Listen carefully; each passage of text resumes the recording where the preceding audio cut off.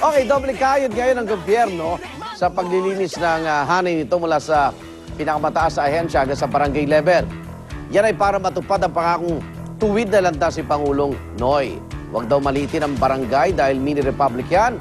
May gobyerno, siyempre may teritoryo yan, may police power at kapangyarihan din na magbuwis. At kung ang gobyerno may kongreso, ang barangay may tinatawag na barangay assembly. At nalaman ko kay Mari Winnie ito na taon-taon, di ba?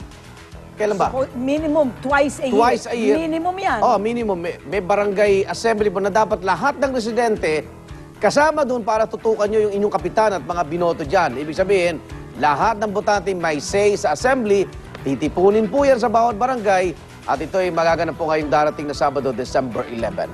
Ano ba nangyayari sa barangay assembly at bakit kailangan tayong dumalo doon? Kayo! Yan ang pag-usapan natin. Kasama po si Professor Winnie Monso, dating resident analyst. Ayan. Magandang Mars, umaga, good morning. Igan. Magandang umaga, mga kapuso. Noong mo pa sinasabi Ay. na mahalaga ang barangay assembly. Absolutely. Oh. Alam niyo, mga kapuso, ha? Kung talagang meron kayong sinasabi niyo, sick and tired na tayo sa mga trapo. Alam natin na kung tayo lang ang may kapangyarihan, talagang maganda ang pagpapatakbo ng ating gobyerno, lalong-lalo sa barangay. Kung ayaw natin People mga power. kurakot-karakot, now is our opportunity po. Meron tayong barangay assembly sa Sabado. Kung hindi kayo magdalo dyan, nako, tepok na tayo. Tepok na ang good governance because that barangay assembly, the good governance starts from the bottom. Alam niyo ang barangay assembly, talagang that's the highest body, the highest authority in the barangay. Kaya kung alimdawa, gusto niyo may bagong ordinance, kung gusto niyo mag-amyenda ng ordinance, kung gusto niyo patalsikin yung I-recall. Naku, dyan nag-uumpisa po yan sa barangay assembly. Kaya lang, hindi po natin nalalaman yan. It's the best kept secret because nobody goes to that barangay assembly. Kaya ayan ang that's our fault. That binibigyan tayo ng kapangyarihan ng ating constitution, hindi natin ginagamit. Alam niyo yung barangay Bel Air sa Makati, nag-umpisa po sila. Hindi, nag-barangay assembly na sila. Tawag nila, ha?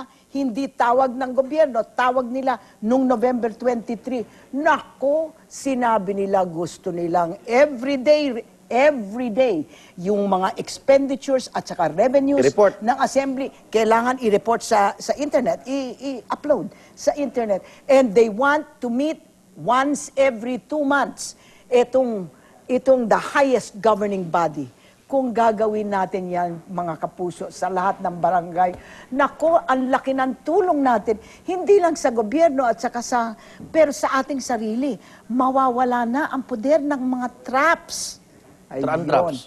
Trapo. Okay, wow. Iba ka na ngayon. Okay, Marimini, sama po para magpaliwanag pa ng gusto dyan ang ating kalihim ng Department of Interior and Local Government na nangangasiwa sa mga barangay, Secretary Jessie Robredo. Secretary, good morning. Welcome Good morning. Good morning, Secretary Okay. Jessie. My goodness gracious.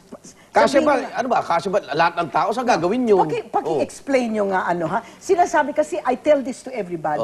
Ayan ang advocacy ko ngayon I tell this to everybody that they should go to the barangay assembly. Ngayon ang tinatanong nila, for example, how many people are the minimum bago magkaroon, you can recognize it as a barangay assembly? Wala po talaga siyang minimum, pero para magkaroon ng saysay, at least 20% ng registered voters ng barangay nag-attend. Ang mag-a-attend. Pero bakit in the past years, yung barangay assembly na yan, hindi naman nag-20%? Meron ba o hindi lang nabibigyan ng pansin? Merong mga barangay na It's by law. Talagang may may barangay nag-assembly.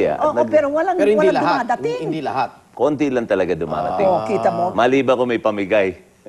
Nabigas na Bakit kaya yon? Sa inyong naga, for example, how did you empower the barangay assembly? Una po, kailangan malinaw talaga kung ano yung pag-uusapan. May saysay.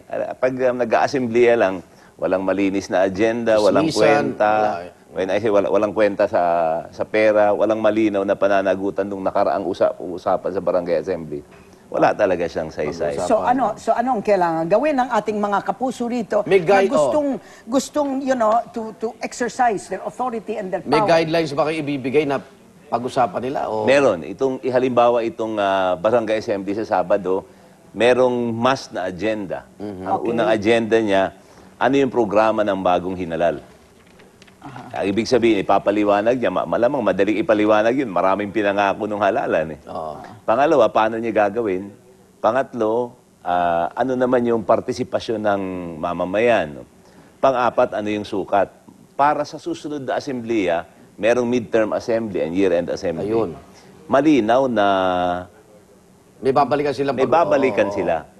Pag wala silang babalikan kasi, parang walang saysay. Timuna, let's put this down to the reality. Alimbawa, nag-explain yung barangay chairman na ito ang gusto niya, alright? Es ayaw nung mga, merong gustong mangyari Nagreklamo, ang mga assembly. Ano po ang paraan upang masabi sa barangay chairman, ito ang kailangan yung gawin? Because if you are the barangay assembly and you have the power, you're supposed to be able to amend ordinances, pass laws, etc. Meron isang formal na paraan. Yung isang formal na paraan, ipahayag doon sa Mismong assembly. sa assembleya, gamitin yung kagawad in charge. Ang bawat zona sa barangay, meron siyang barangay kagawad in charge. At yun yung dapat magtaguyod ng interes ng lugar Okay. sa zona. Kung sa pangkalahatan naman, pwede sila magsabi ron na ito yung mga mungkahin naming bagong batas o resolusyon. At kailangan naman sa barangay, parang sa lungsod sa munisipyo, nagtatatawag ng hearing bago nagpapasa eh. Ibig sabihin, sasabihin na ng kapitan at ng mga kagawad na i-calendar natin yung mga mungkahin nyo. Pero alam kung ito nyo, bagong batas. Alam niyo, napapansin ko sa mga barangay, no? Kahit may umiikot nga na, may barangay assembly. Pero bakit to tamad nga yung mga tao na mag-participate? Paano natin sila mahihikayat na, may kapangyarihan kayo sa assembleya? Kasi nga, para sa kanya, walang saysay. Ibig sabihin, tatawagin ako sa assembleya. Ano ba naman yung sasabihin niya? I-impose lang naman lang nila yung gusto nila. Kaya dapat talaga Walang ipadama boses. ng mamamayan na merong mangyayari pag sila Ang aktibo nakipag-ugnayan. dyan, Mari Winnie, mga natalo pa ng eleksyon. Natalong kapitan. Ay, hindi. Inaktibo. Dito sa Barangay Bel Air, gamitin natin ehemplo, yung Barangay Bel Air. They just asked for an assembly and apparently it was legal. Tapos sinabi nila, ito ang gusto natin. At sinabi nila, gusto natin mag-meet every 2 months para talagang nakikita natin. Hindi ba sinasabi natin, mayroon tayong mga problema sa barangay. Yung mga anak natin, mga anak ng mga iba dyan, hindi pumapasok sa eskwelahan. Ay, yung ganun ba klase, we want to improve that barangay. This is our opportunity. Mahihirap na barangay, ganun ba nasa isip? Oo, ang katunayan, mas maraming mahihirap yung ako, Maring, Mas sa aking active experience, sila, oo. mas active yung Mahirap. low middle, low Kita mo na income yan. Ayan. sa barangay Ayan. assembly. Kesa dun sa amin, mas mahirap ayain si abogado, si doktor. Kita nyo yan, nakakahiya. Kesa dun sa mga ordinary mamamayan. Kasi alimbawa yung ordinary mamamayan, mahalaga sa kanya yung immunisasyon. Mahalaga sa kanya yung tulong ng barangay sa edukasyon. Mahalaga sa kanya yung mga maliliit na pagsaayos. Kaya sila, pupunta ron, dudulog kay Kapitan, Kap, ito yung mga kailangan namin. Secretary, doon sa barangay, meron daw Barangay Development Council. Meron. And that Barangay Development Council, kailangan 1/4, ayan, mga ordinary citizens. Ayan ba ginagawa sa ating mga barangay o pangkwan lang yan? Again, Maring Winnie, Igan, mix yung ano niyan, yung So, simulan na So natin. how can you empower the people? How can you tell the people, ito na. ito na kung gusto nyo talagang, umpisahin natin ang good governance, dito Ngayon na na. tayo mag-umpisa. Babigyan na talaga siya ng struktura. Para kasi dati compliance yung barangay assembly. Oo. Ang nais Ngayon, natin ano gawin, na? magkaroon Karapatan. siya ng struktura na, halimbawa, mandatory yung pag-report tungkol sa pera. Karamihan na pinag-aawayan na saan ginasta. Ang daming pera nakukuha ang barangay, baka kala natin. Oo. Maraming bagay tungkol sa paggugol ng pananalapi na nililihim. Yeah. Ngayon, itong ini-istruktura natin siya na pag-umpisa pa lang ng taon, Okay. halimbawa ito, gagawa ng budget next year. Ito yung pinakatamang panahon na magsabi tayo na dapat ganito. Ito ang huling budget. pera. Ayan. Okay. So are they going to present the budget Dapat this ibigay year? nila yung proposed Ayun. budget for next year. Okay. Okay, okay. Ano ba yan? Wait. Ito po, mga kapuso, Ito ay Empowering the Filipino People by Manny Valdewesa. Ito, nakikita natin dito kung ano ang ating mga kapangyarihan, ano ang ating karapatan bilang barangay. Meron ba tayong hotline, Secretary Robredo? Because, yung mga barangay na, binabasta-basta lang sila ng mga kapitan. Meron kami DILG hotline, Marami, pero gagawa kami ngayon ng barangay hotline as per your suggestion. Oh, sige Okay. ha? Okay. Secretary, maraming salamat at may part 2 tayo dito, ha? Ay, Sa naku Barangay talaga, Assembly. ha? Kasi nakikita ko sa Barangay Assembly, kailangan magpaliwanag ng kapitan, 3-year term na siya, ba't pa siya nahalal, okay? Okay.